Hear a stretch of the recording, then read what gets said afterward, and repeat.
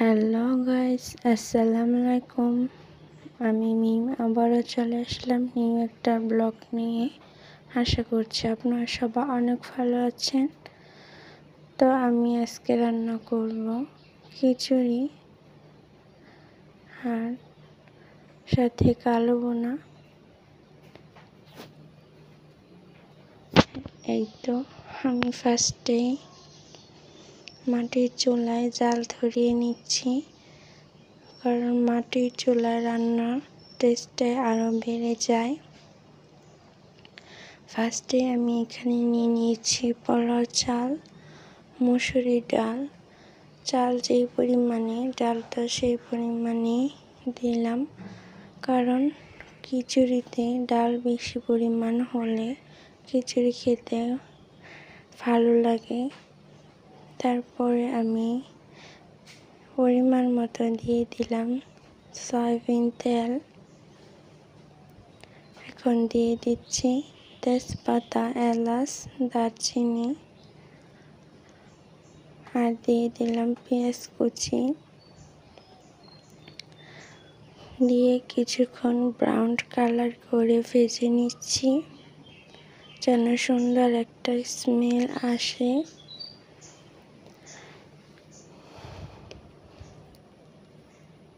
এই তো এইভাবে আমি কিছুক্ষণ ভাজবো।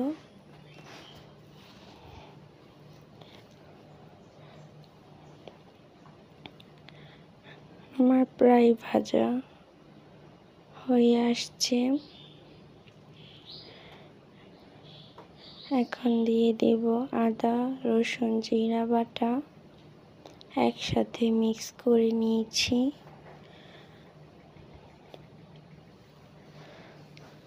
তারপরে দিয়ে দেব স্বাদ মতো লবণ। লবণ দিয়ে আরও কিছুক্ষণ ভেজে নিচ্ছি, যেন ভাজার একটা স্মেল আসে।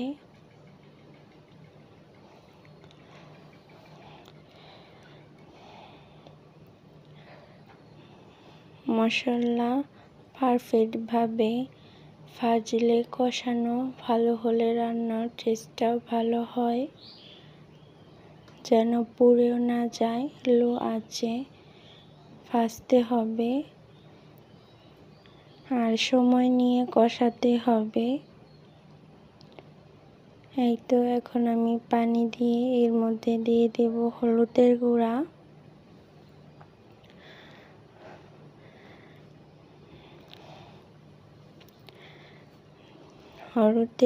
আমি দিয়ে দিলাম 2 চামচ, আর ধনিয়া গুঁড়া দিয়ে দিলাম 1 চামচ।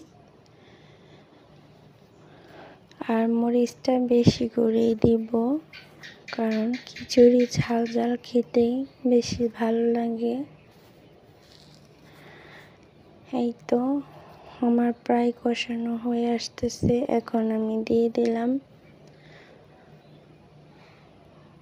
সব মশলা গুঁড়ো করে রেখেছিলাম। আমি আরেকটা ভিডিওতে দেখিয়েছি এই মশলাটা আমি কি দিয়ে বানিয়েছি। তো এই মশলাটা দিয়ে আমি আরও কিছুক্ষণ কষিয়ে নিচ্ছি।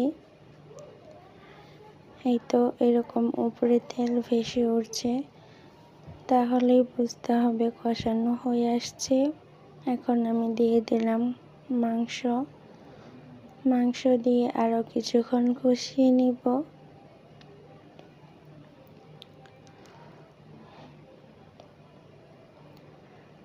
ভালোভাবে মিশিয়ে নিব।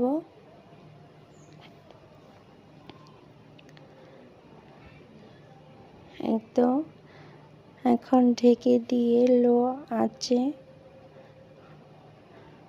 সময় নিয়ে কষাতে থাকব। এই তো এইভাবে যখন পানি ছেড়ে দেবে, তখন আমি দিয়ে দিলাম মিষ্টি লাউ আর আলু কুচি করে রেখেছিলাম, সেগুলো দিয়ে কষিয়ে নিচ্ছি।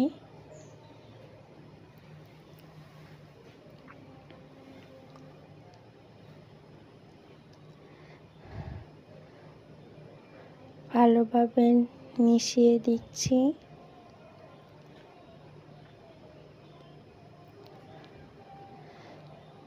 এই তো আমার প্রায় কষানো হয়ে আসছে।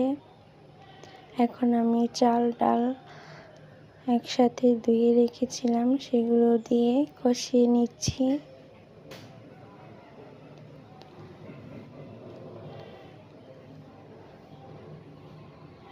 তো আপনারা এইভাবে ফলো করে রান্না করলে একদমই অসম্ভব মজার একটা খিচুড়ি হবে। বাসায় ট্রাই করে দেখতে পারেন। এখন আমি দিয়ে দিচ্ছি পানি।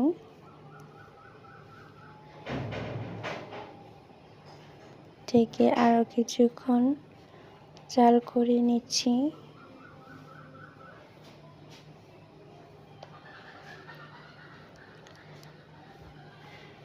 এই তো খিচুড়িটাতে আরো কিছুক্ষণ জাল করে আঠালো করে নিচ্ছি।